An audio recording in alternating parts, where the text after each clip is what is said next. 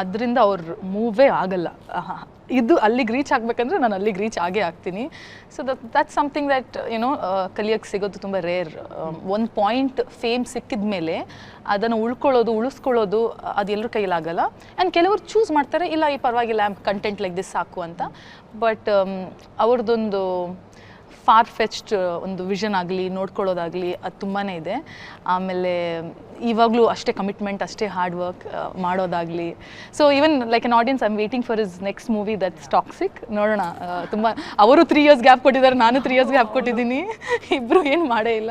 ನಂದು ಇವಾಗ ಅಟ್ಲೀಸ್ಟ್ ಬರ್ತಾ ಇದೆ and we are looking forward to our Toxic movie also. Okay, ಈಗ ಅದ್ರ ಜೊತೆಗೆ ನನ್ಗನ್ಸಿದ್ದು ನೋಡಿ, ಟ್ರೈಲರ್ ನೋಡಿದ್ಮೇಲೆ ನಮ್ಗೊಂದು ಗೊತ್ತಾಯ್ತು ಅಬ್ಕಿ ಬಾರ್ ಅರ್ಜುನ್ ಸರ್ಕಾರ್ ಅಂತ ಹೇಳಿ. ದ ಓನ್ಲಿ ಸರ್ಕಾರ್ everybody is loving is Arjun ಸರ್ಕಾರ್. Oh yeah. No Sarkar gets full support. I know, that's what. Full majorityಲಿ ಎಲ್ಲರೂ ಸೇರಿ ಅರ್ಜುನ್ ಸರ್ಕಾರ್ನ ಅಷ್ಟು ಇಷ್ಟಪಡ್ತಾ ಇದ್ದಾರೆ. Arjun Sarkar is also not liked by a lot of people in the film.